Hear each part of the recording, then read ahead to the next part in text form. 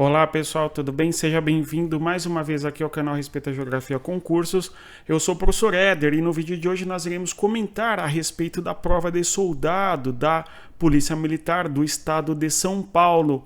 A prova aplicada no último domingo, ali no dia 16 de fevereiro de 2025. Seja bem-vindo aqui ao nosso canal. Peço a você que compartilhe a nossa resolução, os nossos comentários sobre as questões com as pessoas que fizeram a prova e também aqueles que estudam para os concursos e provas vestibulares. Pessoal, nós temos então aqui o comentário sobre a questão de número 36 e nós iremos comentar neste vídeo sobre as questões de história, geografia e também atualidades. No total, são 15 questões da nossa prova que versam sobre este conteúdo. No caso, em boa medida, o que nós podemos chamar de ciências humanas. História, geografia e atualidades. Aliás, aqui no nosso canal nós temos também uma playlist tratando sobre uma revisão que nós fizemos para a última prova. Dê uma olhada ali e o que nós falamos que eventualmente cairia, de fato esteve presente na nossa prova, começando pela questão da história do Brasil, que versa aí, conforme nós podemos observar, sobre a Constituição brasileira. Nós temos aí a primeira questão já tratando da Constituição de 1891. E aqui temos uma coisa importante. Ainda que o nosso edital verse sobre as constituições brasileiras da República, o tempo todo aparecem questões que vão nos remeter à primeira Constituição do Brasil. Por isso, portanto, que em um curso focado na sua prova, você tem que analisar as constituições, inclusive a primeira Constituição ainda do Brasil monárquico, de 1824. E se você quer um curso focado na sua prova e demais carreiras militares, conheça o Teorema Militar, o link está na descrição do nosso vídeo, vem estudar com a gente. Pessoal, vamos aí observar o seguinte, né? A questão dizia assim: a Constituição de 1891 evidencia no plano das instituições que a classe dominante consegue alcançar seus objetivos políticos já no início da República, e é um índice de sua capacidade para promover a integração do país na medida de tais objetivos. Então, segundo o texto do Boris Fausto, a Constituição, no plano das instituições, serviu eventualmente aí a classe dominante, ok?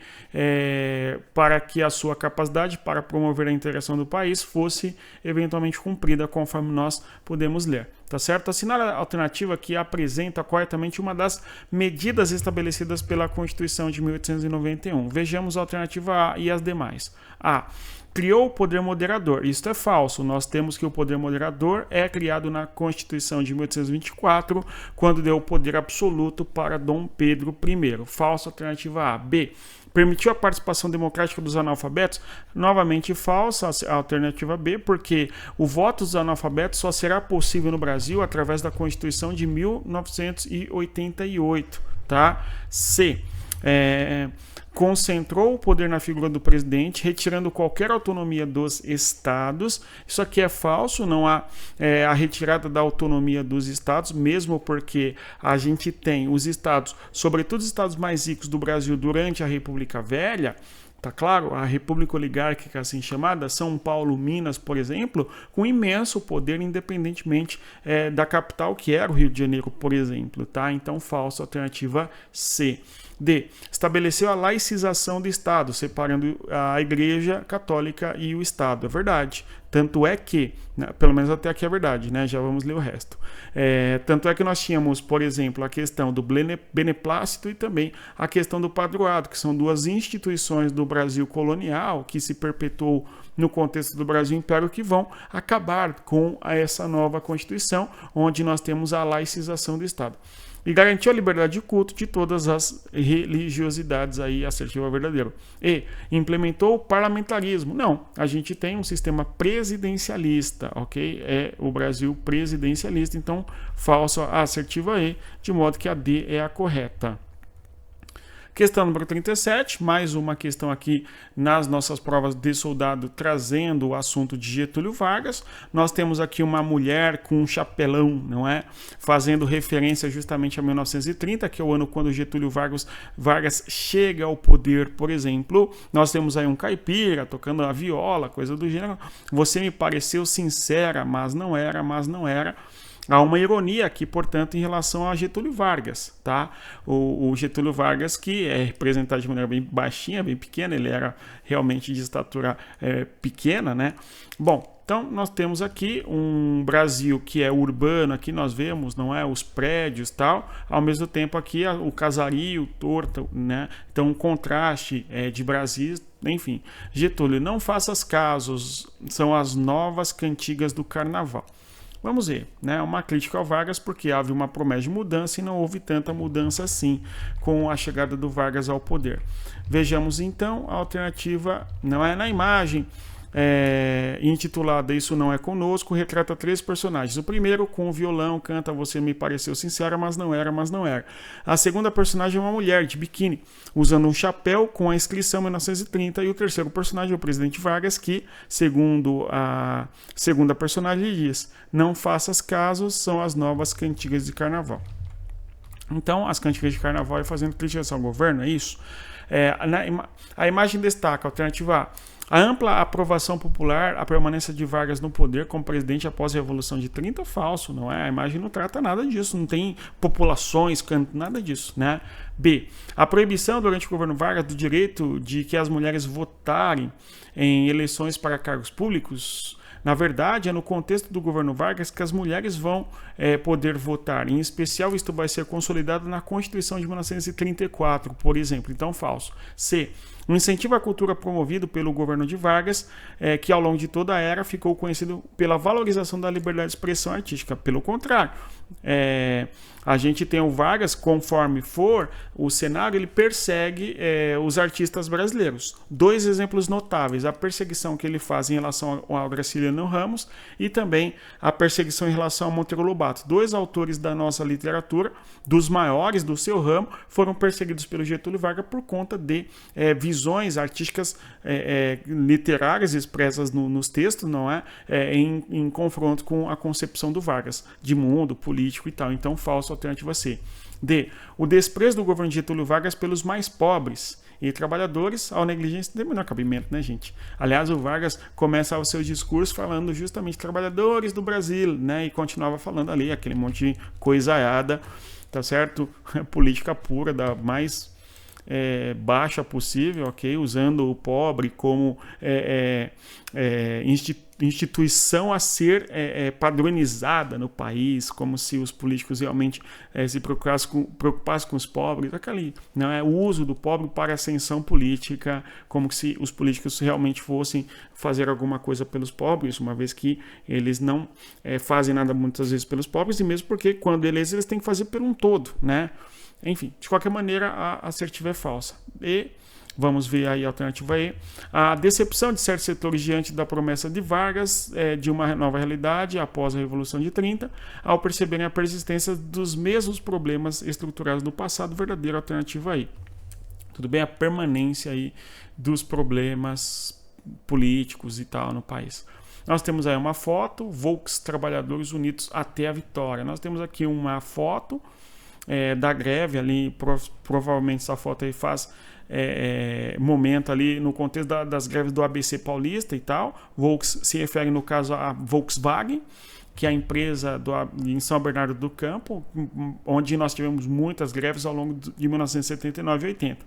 Bem, a foto retrata um grande grupo de pessoas, predominantemente homens, com os braços erguidos em protesto, sendo um deles que segura a placa Volks Trabalhadores Unidos até a Vitória, fazendo referência a Volkswagen.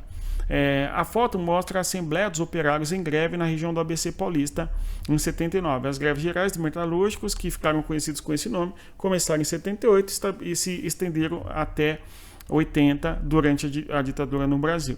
E mobilizaram cerca de 200 mil trabalhadores. Vejamos as assertivas. 1.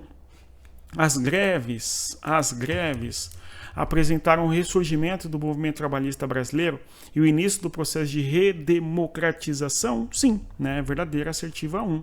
certo? É um momento de já fim do regime militar. Nós temos inclusive o governo Geisel, que já prepara para a abertura, que foi lenta, gradual e segura na concepção ali do governo, tá? 2. As greves não alcançaram o resultado esperado e os salários dos grevistas continuaram congelados devido ao fim do período conhecido como milagre econômico. Olha, o milagre econômico acabou em 1963. No caso, o milagre se estende entre acabou em 73, tá? Se estende entre 1968 e 1973, o chamado milagre econômico. O milagre econômico acabou em 73, as greves são em 79, então falsa assertiva de número 2, tá? Falsa assertiva de número 2.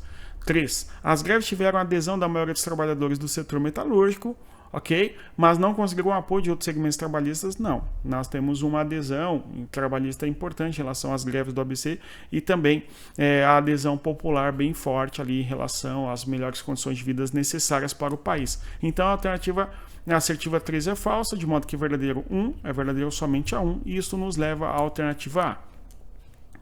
Questão número 39. Ele quer que nós coloquemos a respeito da Primeira Guerra Mundial, verdadeiro ou falso, vejamos.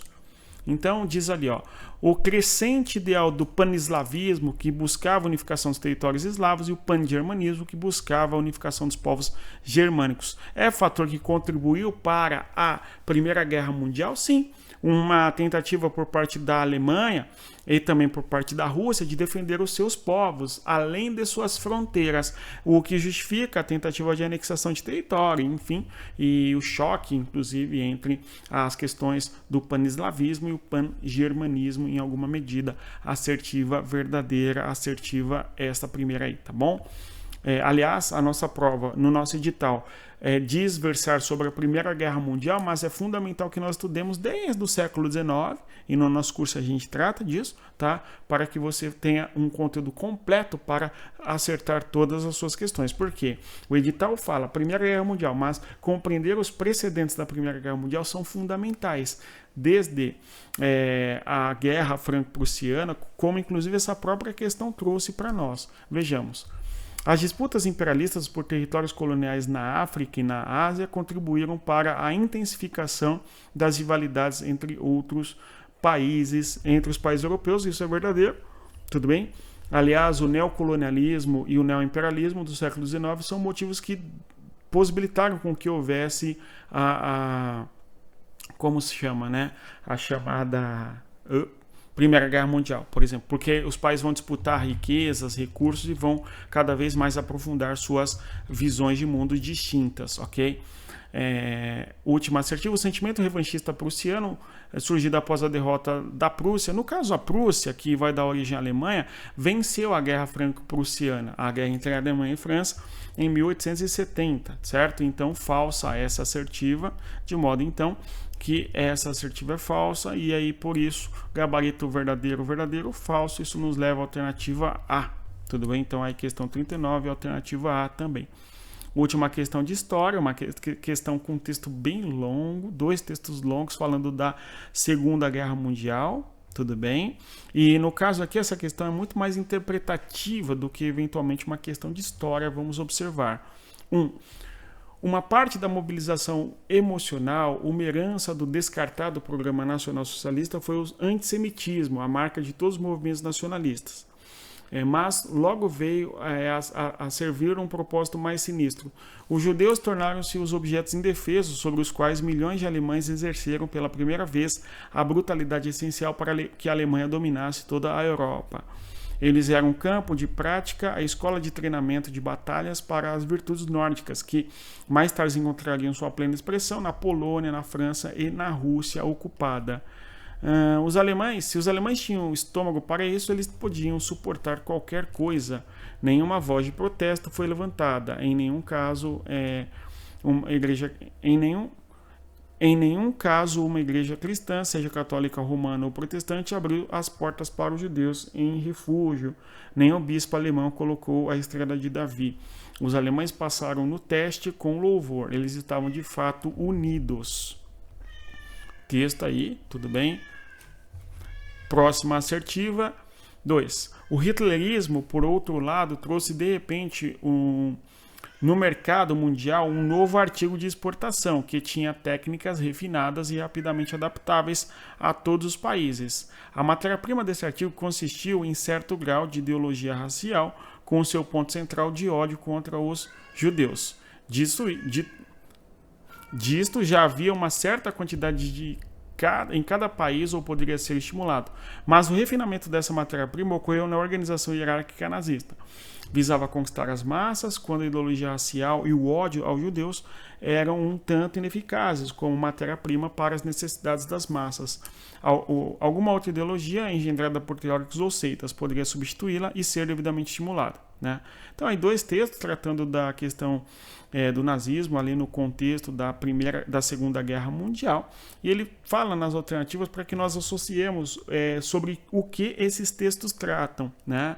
No texto 1, alternativa A, defende que a resistência da população alemã de outras instituições foi fundamental para conter as intenções nazistas? Não. Aliás, o texto fala de maneira até controversa, né, de que a igreja não protegeu os judeus, os bispos não puseram a estrela de Davi, coisa do gênero, tudo bem? Quando houve exceções, sim, onde muitas instituições privadas, pessoas inclusive, ajudaram a salvar pessoas de campos de concentração. Embora, num contexto geral da sociedade, houve um massacre onde também muitas instituições não moveram os braços, tá? Mas houve exceções. Ele fala que nenhum, coisa do gênero. De qualquer maneira, a assertiva 1 é falsa. 2. B, no caso. O texto 1 defende que o ódio aos judeus foi um fenômeno novo, criado pelo nazismo. Não, né? E o texto 2 argumenta que esse ódio já existia entre os alemães antes da ascensão do regime nazista. E essa questão do ódio ao judeu já existia, sim, antes da chegada do Hitler ao poder, é verdade. Porém, o texto não está tratando disso, tá certo? Mas sim como vender esse fator aí para os demais países, né? O texto 2. Então, falso a B. C. Os textos 1 e 2 defendem que a violência e o ódio contra os judeus foram utilizados como ideologia para justificar e alcançar os interesses políticos da Alemanha durante o regime hitlerista, nazista verdadeiro. Tá? O texto 1 e 2 defendem que o antissemitismo entre os alemães foi um elemento introduzido por Hitler. Não é verdade, porque não foi. Não é? Já existia muito fortemente ali o antissemitismo, não só na Alemanha, em vários países da Europa. Tá? E o texto 1 e 2 defendem que o ódio aos judeus foi uma característica particular dos alemães. Também não, ele fala que isso foi exportado para outros países e mesmo não é uma característica só da Alemanha. Então a alternativa E é falsa, de modo que a C é a correta aqui nessa questão de número 40. Questão 41. Aqui nós já temos as questões que versam sobre o conteúdo da gloriosa geografia. Antes de avançar, eu vou pedir a você que deixe o like, se inscreva no nosso canal e divulgue para as pessoas que vão fazer esta prova nossa, tá? Muito bem, o programa de urbanização de favelas é desenvolvido pela Secretaria Municipal de Habitação. Então, a ideia de que há um bairro periférico ou mesmo até nas regiões centrais que foram eventualmente degradadas, tá? O termo é técnico, tá bom?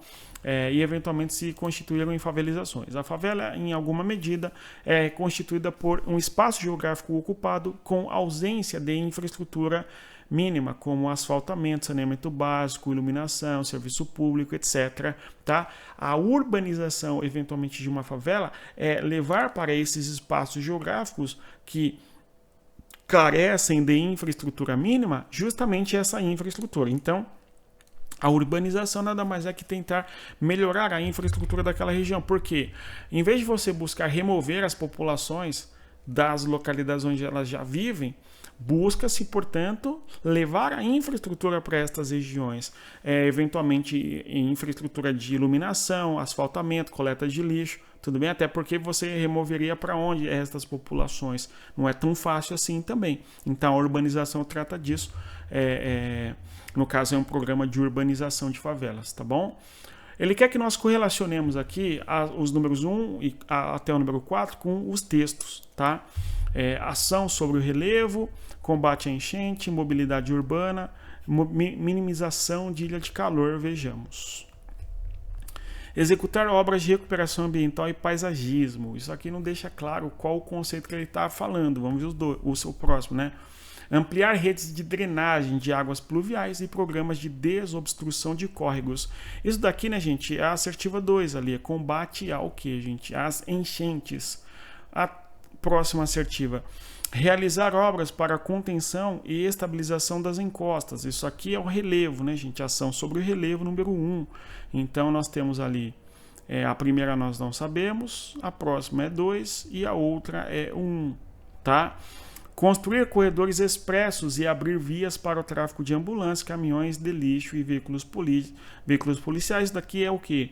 A questão do mundo de transporte, não é? O mundo de mobilidade. Então, a assertiva não é 3 aqui, perfeito? Então, seria 4, 2, 3, 1. No caso ali, né? 2, 1, 3 no caso, certo? Executar obras de recuperação ambiental e paisagismo, isso seria o número 4, minimização de ilha de calor. Recuperação ambiental, ele se refere, no caso, ao reflorestamento, pode ser, não é? E, eventualmente, uma região onde você tenha o replantio de vegetação, por exemplo, nós temos uma melhoria na qualidade da temperatura e, por isso, portanto, realmente minimiza o problema da ilha de calor. Tá bom? Isso tem a ver com a questão do paisagismo também, não é? Porque você tem uma área X com concreto apenas, você coloca naquela região um canteiro com plantas, vegetação, enfim, isso melhora a condição climática local, não é? A temperatura regional, local no caso, não regional, né? E por sua vez minimiza a questão da ilha de calor e envolve a questão da paisagem, tá certo? 4, 2, 1, 3, alternativa A. Perfeito? Questão 42, mais uma questão tratando sobre urbanização, né? A região metropolitana de São Paulo é marcada pela presença de contraste social e pela constituição de espaços fragmentados. Em partes específicas de seu território ocorre o surgimento de áreas separadas, condomínios fechados como Alphaville, Tamboré e Granja Viana, que podem ser considerados exemplos de suburbanização de altas e médias rendas, assim como a expansão da população em condições bastante precárias de vida em áreas centrais e deterioradas do município de São Paulo. Nesse espaço diferenciado e desigual, as maneiras como os grupos sociais resolvem a relação habitar-trabalhar, as estratégias utilizadas tornam-se diferenciadas, atingindo de modo distinto, enfim. Então, contraste social, né, gente? A partir da temática do texto, avalia o que temos, tá certo, na metrópole de São Paulo. Ocorre a migração pendular? Sim, não é? A diferença que existe nas regiões faz com que os empregos estejam em algumas localidades e não em outras. Então, a população se movimenta no terreno, não é? Migração pendular, vão e voltam, tá? Dentro do espaço metropolitano, perfeito? Prática de êxodo rural, então a gente tem a prática do êxodo rural, a população sai do campo e vai para a cidade, né? Isso dentro da metrópole? Não, né, gente? Então isso daqui é falso. Existência de autossegregação e de segregação induzida, verdadeiro, né? Segregação induzida porque a gente tem a construção de condomínios de luxo, de alto padrão, por exemplo, tá? Então, por isso, portanto, a alternativa seria qual? 1 e 3 são as corretas. 1 e 3 são as assertivas corretas, de modo que a alternativa aqui é a B de Bosque.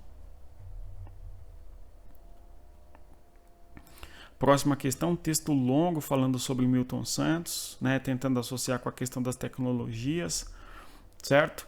Vejamos aí, ó, em 96, o Milton Santos escreveu o livro A Natureza do Espaço, Técnica e Tempo. A obra aponta muito antes da existência da internet atual e das redes sociais que o controle das técnicas que permitem a circulação das informações representaria o domínio da tecnologia mais decisiva de nossa época. Hoje é indiscutível o tamanho do poder de empresas como a Meta aí do Zuckerberg, não é? Facebook, Instagram, WhatsApp, Threads e tal. Essas empresas detêm os dados e informações de bilhões de pessoas que circulam nessas redes e, com o devido trabalho de direcionamento, conseguem veicular mensagens particularizadas por meio de algoritmos visando influenciar nossas percepções e decisões econômicas, políticas e sociais. Eita. Avalie se, na visão de Milton Santos, todo esse poder não é usado de forma neutra. Por quê? O meio por onde circula esse turbilhão de fluxos é impregnado de comando e ideologia, atendendo aos interesses de grupos específicos. Verdadeiro, né, gente?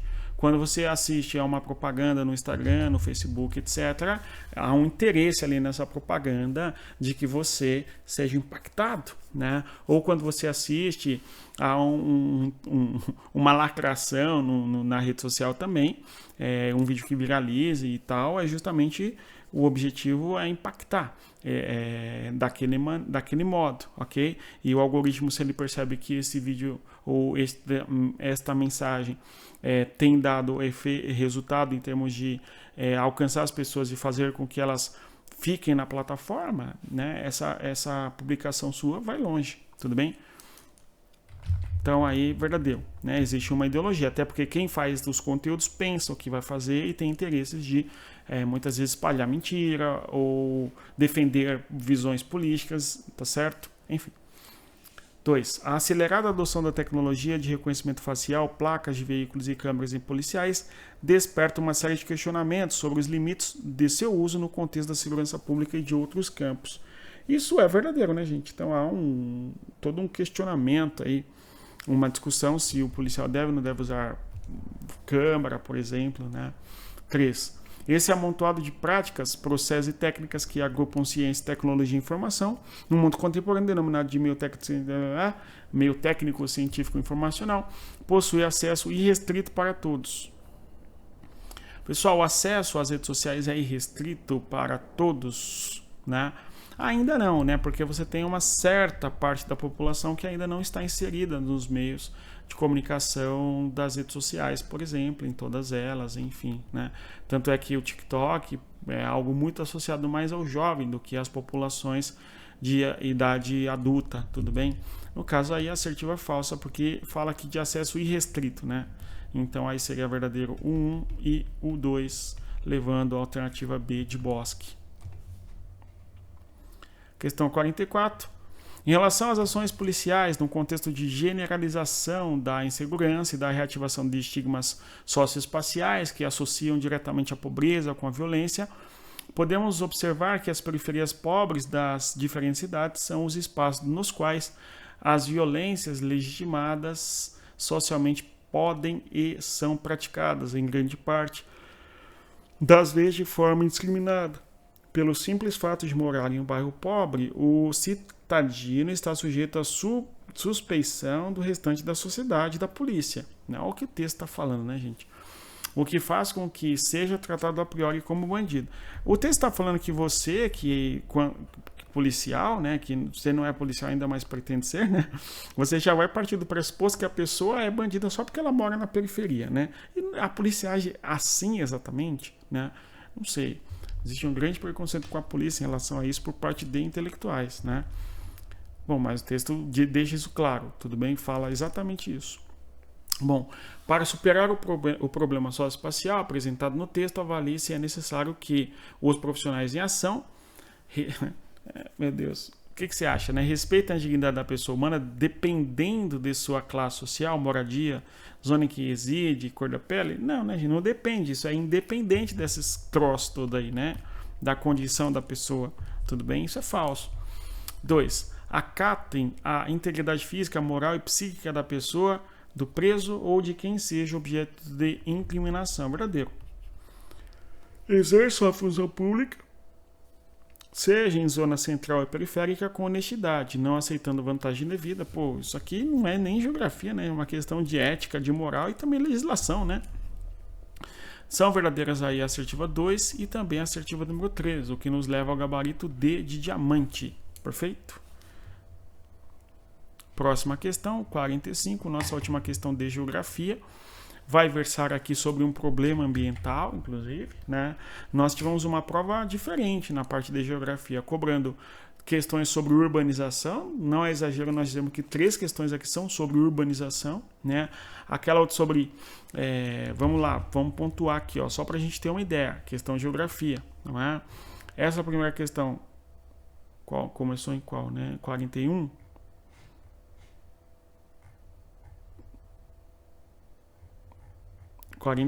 Né? Falando sobre mobilidade urbana, contenção de deslizamento de terra nas encostas, com alteração do relevo, né? Problema urbano, em boa parte. Região metropolitana de São Paulo, marcada pelo êxodo rural, não. Migrações pendular, sim. Urbanização. Essa questão 36 aqui, 43, versando sobre questões de geopolítica um pouco, mas em especial aí a questão da tecnologia, da quarta revolução industrial, ok? E essa última questão também tratando sobre a segregação espacial, tá?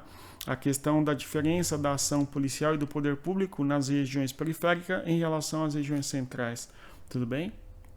E a última questão falando sobre problemas urbanos. Então, o tema cidade esteve muito presente na prova, tá? A questão do mundo urbano. Vamos aqui observar, 45. Ela é frequentemente apontada como uma das principais vilões da poluição atmosférica.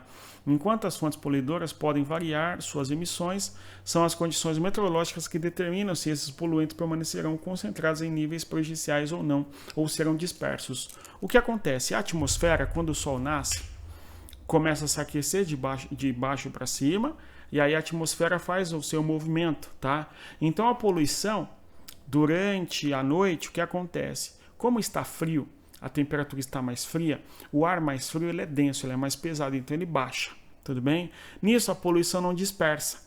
Quando nasce o sol, aquela coisa maravilhosa que nós aplaudimos e tudo, né? O que acontece? A atmosfera começa a aquecer, tudo bem? E dispersa os poluentes. Se naquele dia amanhece e está frio, é um dia de inverno, o que acontece? A atmosfera demora mais para aquecer, tudo bem? Com os poucos raios solares, muita nebulosidade, enfim, em dia de inverno. Então, os poluentes dispersam muito mais vagarosamente, muito mais devagar, o que acarreta problemas respiratórios e coisa do gênero, tudo bem? Então, no caso, o fenômeno descrito no texto não é o aquecimento global, que fala a alternativa A, nem o efeito estufa, que fala a alternativa B, nem a chuva ácida e nem a questão da camada de ozônio, mas sim essa ideia da inversão térmica, porque, naturalmente, quando o Sol nasce, é comum que haja o que, gente? A circulação da atmosfera e a dispersão dos poluentes. Quando o Sol nasce e é inverno, a atmosfera tem maior dificuldade, portanto, de dispersar. Então, a camada fria fica na superfície, então não dispersa, portanto, os poluentes. Esse fenômeno é chamado de inversão térmica. Tudo bem? Então, as próximas questões tratam a respeito de atualidades, que tem a ver com a geografia e também com a história. Tudo bem? Essa primeira questão fala sobre crise energética em 2022 na Alemanha. A Alemanha, que é um país que depende muito da importação de gás da Rússia, tudo bom? Não só a Alemanha, mas vários países da Europa.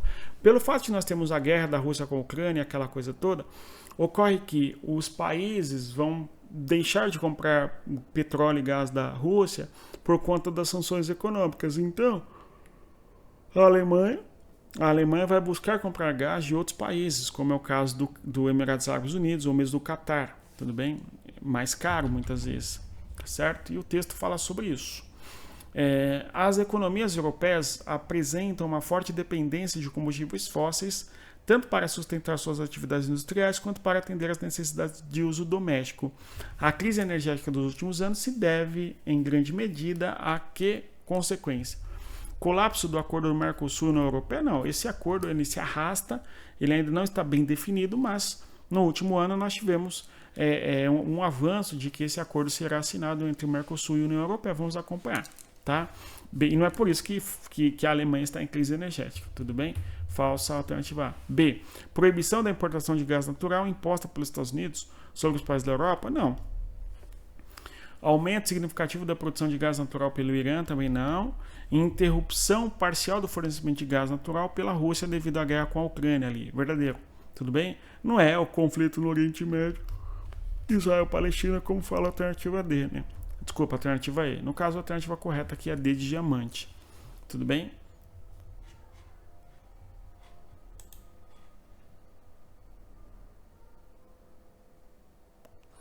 Próxima questão, texto longo, não é? Acordo de Paris, tudo bem? O Acordo de Paris completa 10 anos. O objetivo do Acordo de Paris é fazer com que os países contribuam com recursos econômicos para que eles busquem novas alternativas de energia, que não mais o petróleo, o carvão e o gás, tá bom? Esse é o foco.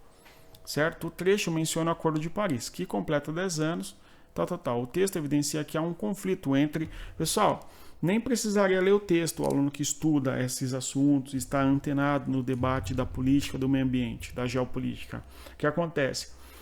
Muitas vezes o país não quer assinar certos acordos ambientais assim, porque se o país não vai usar petróleo porque não pode emitir gás carbônico, então ele vai ter que buscar novas fontes de energia. Isso impacta na economia do país, tudo bem?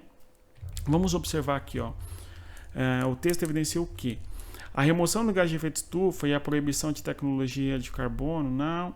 O desenvolvimento econômico, os conflitos planetários impostos pela crise climática, a necessidade de atingir neutralidade climática, não. O compromisso do Brasil com o acordo e a decisão de abandonar a exportação de exploração de petróleo também não. O texto não fala disso, não é? O texto fala da alternativa B, a questão do desenvolvimento econômico e os limites planetários impostos pela crise climática, tudo bem? Ou seja, os países podem ao se comprometerem com a questão de não usar petróleo, eles vão ter impacto na sua economia, essa é a ideia, tá? Bom, aqui a gente tem, o Brasil assume pela 4ª vez uma questão tratando do BRICS, Brasil, Rússia, Índia, China e África do Sul.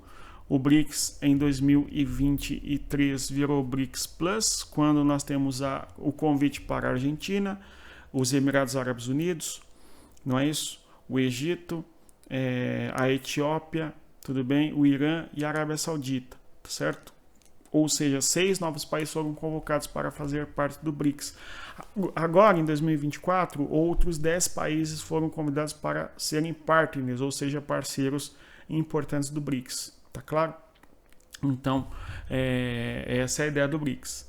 E a sua expansão recente. O Brasil é presidente, todo país que é membro do BRICS é presidente durante um ano, depois faz a rotação, vai para outro país e tal, né? E no caso aí, os países mais importantes do BRICS, que é o que ele fala, não é? Os 2 países mais geopoliticamente relevantes são a Rússia e a China. Não tem nem o que dizer, tá?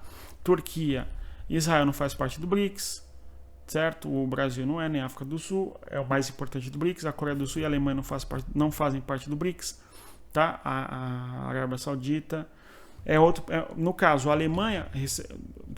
Argentina recebeu o convite para fazer parte do BRICS, porém a Argentina declinou do convite, não aceitou, não é? No caso, a Arábia Saudita também foi convidada e a Arábia Saudita ainda não deu uma resposta definitiva se irá fazer ou não fazer parte do BRICS, tá? Questão 47, falando de um texto gigante sobre propaganda gerada por inteligência artificial, e você clica na propaganda e você cai num clique falso, a chamada deepfakes, ok? A matéria em questão chama a atenção para o risco das deepfakes. Para além das já conhecidas notícias falsas, esse novo tipo de prática é capaz de manipular voz e imagem de pessoas públicas de maneira convincente para fins maliciosos. Assinale a opção que indica corretamente um modo eficaz de prevenção contra as deepfakes. Tudo bem? Como minimizar o problema, certo, dos golpes que as pessoas caem em relação a deepfake, tá? Vamos aí observar. Confiar em vídeos ou mensagens que estejam de acordo com o comportamento esperado da figura pública em questão, não, porque isso é gerado em inteligência artificial, né, gente? B. Priorizar conteúdo audiovisual que pareça profissional e bem editado? Não. Verificar diretamente nos canais oficiais das figuras públicas a autenticidade dos anúncios, ok? E promoções verdadeiras a ser aqui, né, gente? Encaminhar o conteúdo recebido tal, para confirmar com outras pessoas se o link é confiável? Não, né? Mais pessoas vão clicar no link e vão sofrer tristemente as consequências do golpe, não é? De vírus para computador e coisas assim. Interagir apenas com conteúdos compartilhados por terceiros confiáveis? Não. Falso. Alternativa correta C, de casa. Verificar, né, gente? Questão 40, falando sobre vício em apostas. É um problema que afeta famílias e não apenas o indivíduo, tudo bom? Certo? O vício em plataformas de apostas tem gerado preocupação entre autoridades. E os brasileiros podem ter perdido até 35 bilhões de reais com essa prática em 2024, segundo estudos. Com base nos textos, tal, não é melhor, tal. O vício em apostas envolve outras pessoas além do jogador, criando problemas sociais, familiares e financeiros. Verdade, né?